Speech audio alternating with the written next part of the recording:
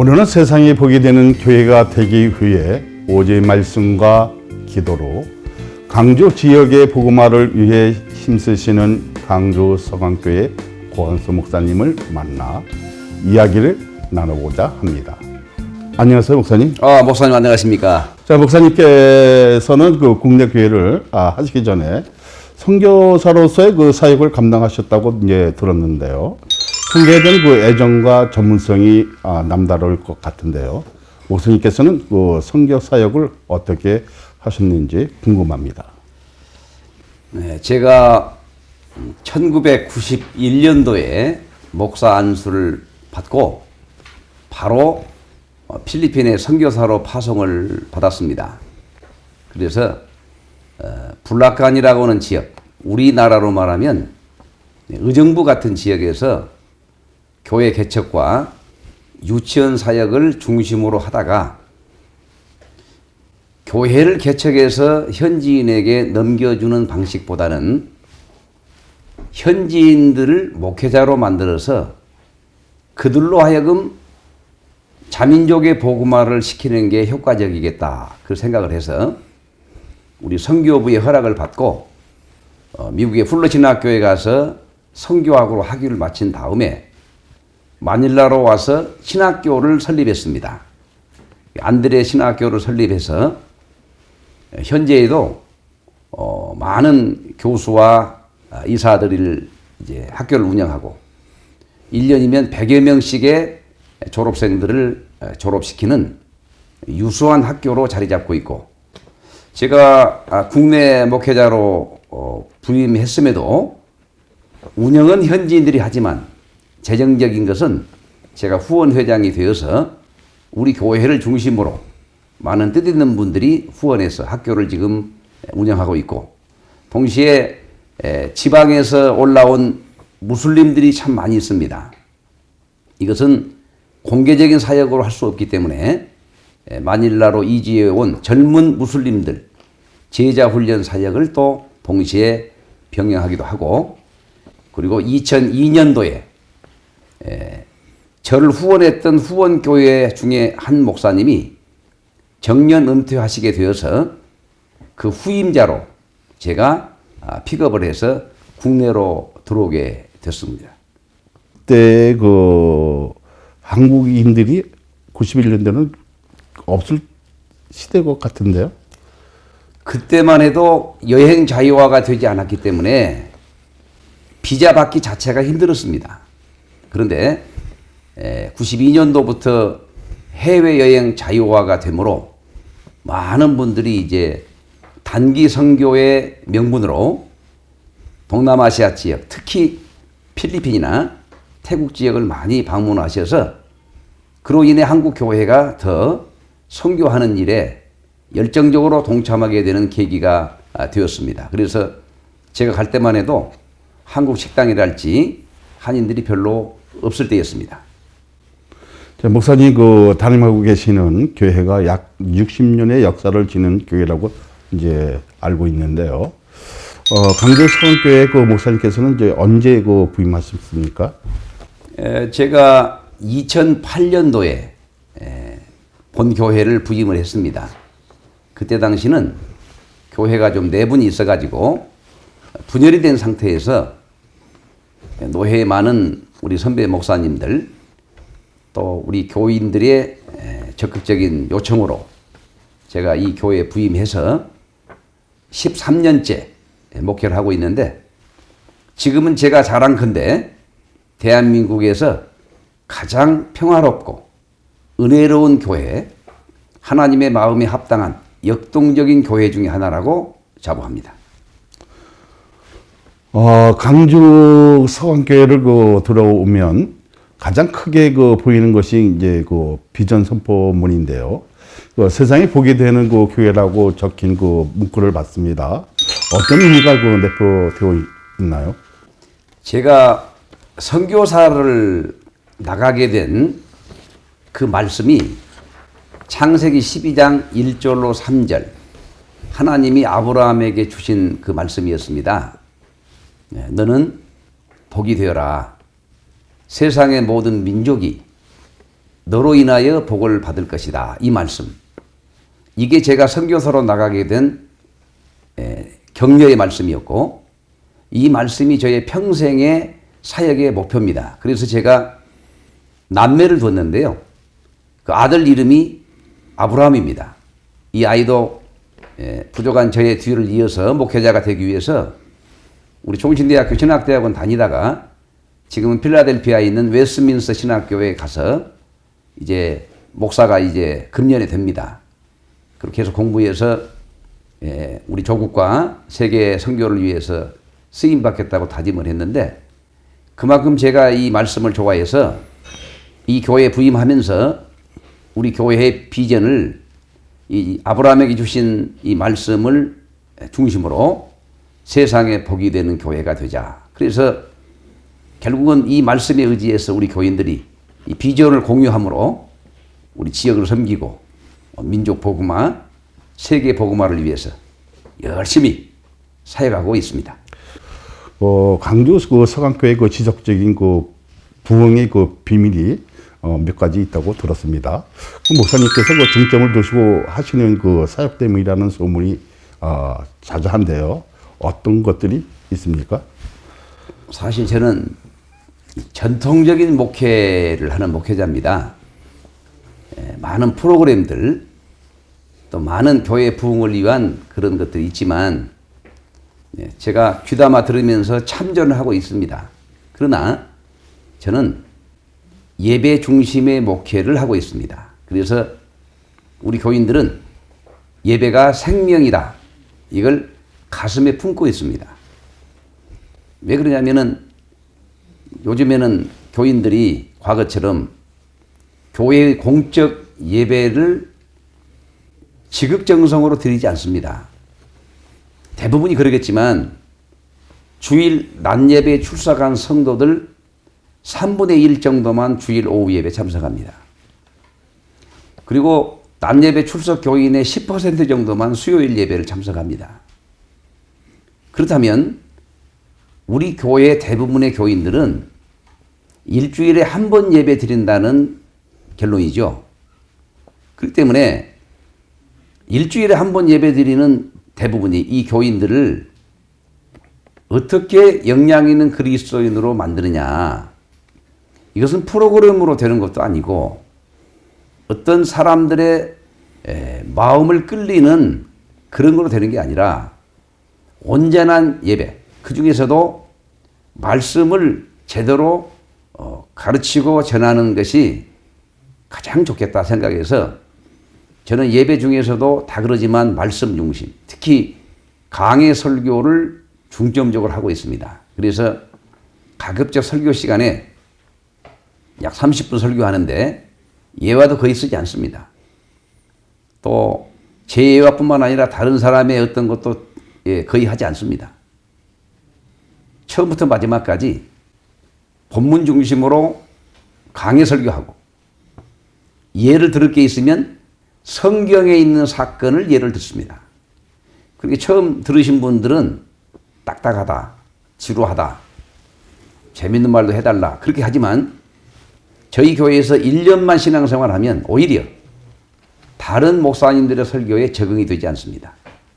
그래서 이렇게 말씀을 듣고 예배를 드리는 교인들은 거의 이탈 교인이 별로 없습니다. 저는 이게 우리 교회의 지속적인 성장의 비결이 아닌가 감히 그렇게 말씀을 드리고요. 동시에 서두에 말씀한 것처럼 우리 교회는 세상에 복이 되는 교회이기 때문에 각 이제 지체들이 구역이나 선교회나 부서별로 우리 지역 섬기는 일, 특히 그 선교하는 일, 이런 일에 마음을 모으기 때문에 어떤 성도들의 일심된 그런 목표를 유지하고 그리고 철저하게 강해 설교의 말씀을 통해서 영적으로 성숙되고 믿음의 진보가 이루어지지 않나 그렇게 생각합니다. 성도들이 변화되는 그 역사가 굉장할 것이라고 생각되는데요. 저는 그 예배 중심의 목회 그리고 기도를 강조하는데 새벽 기도회가 있고 저녁 기도회가 있습니다. 2번 우리는 기도회가 있습니다. 그래서 성도들이 저의 지도를 받고 신앙생활하면서 성장하고 있다라는 것을 느낄 수 있는 것은 두 가지인데요. 하나는 양적으로 지속적인 성장을 하고 있다는 것. 또 하나는 성도들의 대화나 말 속에 성경의 말씀, 제가 설교 시간에 했던 말들이 튀어나오는 겁니다. 이것은 바로 교인들에게 저의 가르침이 마음에 심겨졌다는 하나의 증거 아니겠습니까? 저는 그걸로 만족합니다. 특히 그 청에서 그 활발하게 활동하고 계시는데요. 주로 어떤 사업들을 진행해 오셨나요? 저는 그동안에 총회를 섬길 때 총대로 한 17번 정도 섬겼습니다.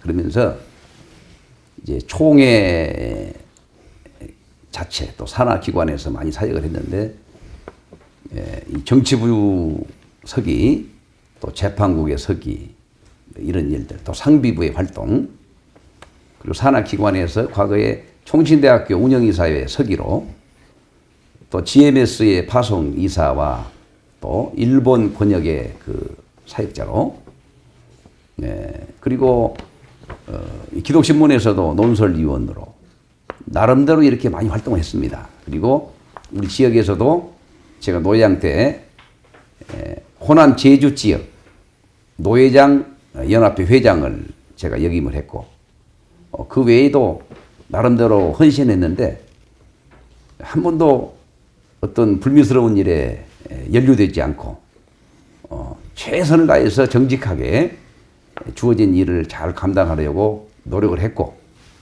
그리고 이제 많은 분들이 또 평가해 주셔서 뭐 선거관리위원회랄지 공천위원회 이런 데에서 나름대로 헌신을 했고요.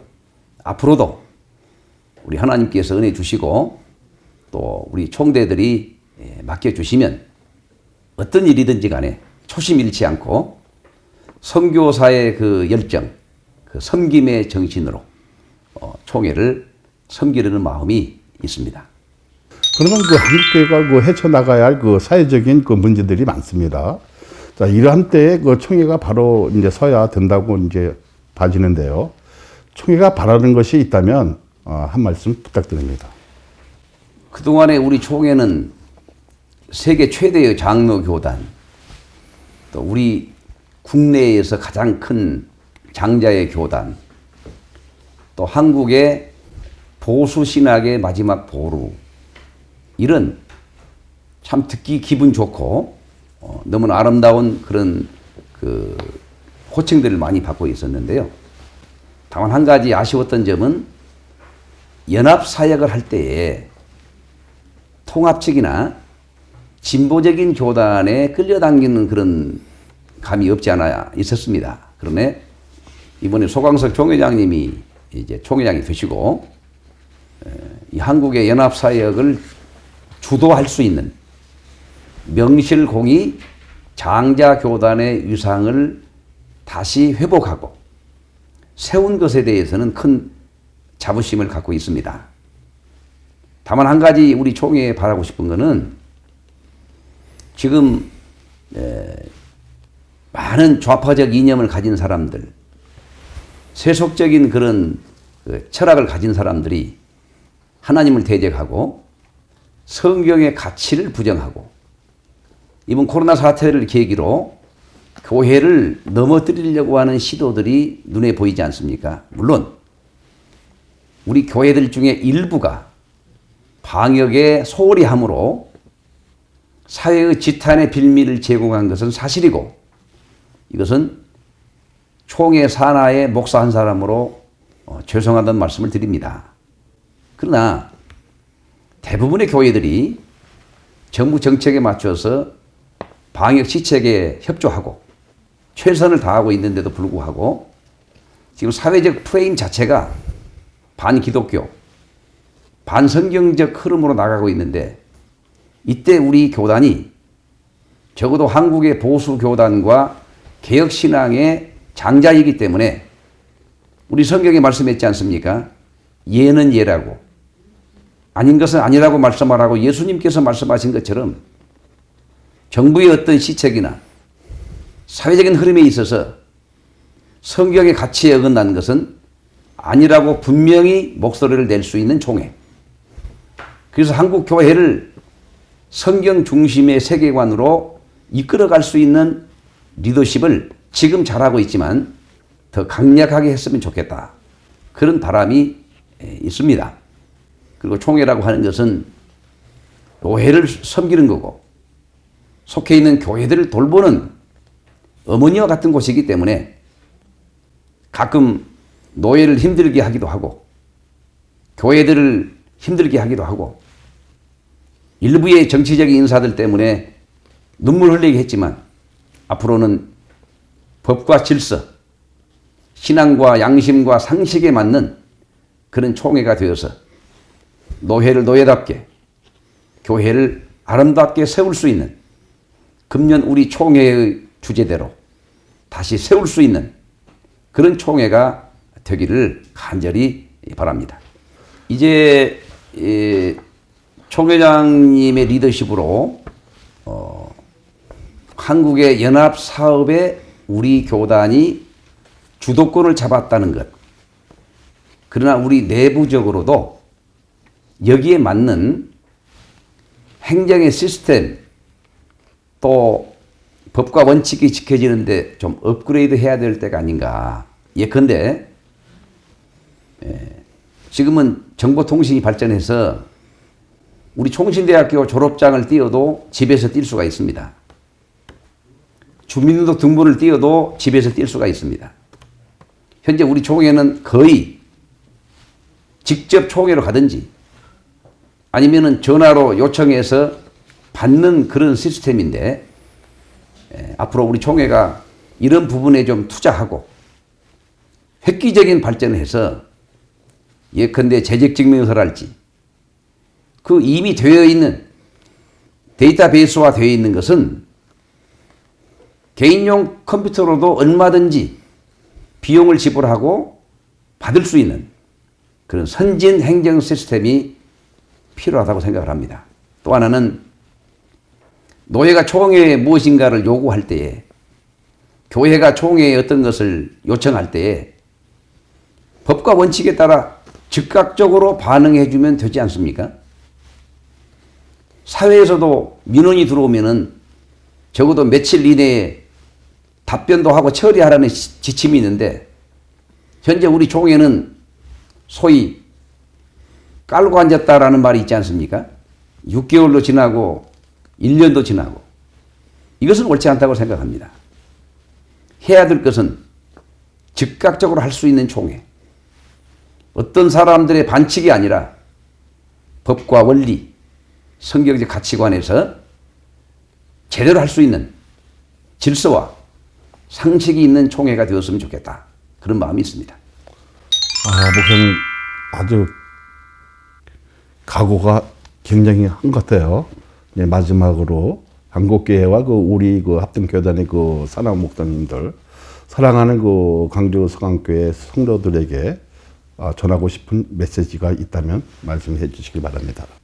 힘들고 어려울 때 코로나 바라보지 않고 주님을 바라봄으로 주님께서 어떻게 행하실는지 너희는 잠잠히 기다리라는 말씀 붙잡고 하박국 선지자가 고백했던 것처럼 매출이 줄고 건강이 약해지고 교인들이 감소되고 헌금이 줄어들고 사방이 막혔을지라도 구원의 하나님을 인하여 기뻐할 수 있는 그런 우리 모두가 되기를 간절히 소망합니다. 교회의 본질인 하나님의 말씀을 지키는 것, 또 세상의 오염 속에서 교회를 지키는 것, 모든 것들이 변화야 한다는 시대 속에서도 하나님을 사랑하는 마음을 잃지 않는 것이 얼마나 중요하고 복된 일인지 오늘 이 시간을 통해 다시금 깨닫게 됐습니다. 유성원의 인터뷰 여기서 마치겠습니다. 감사합니다.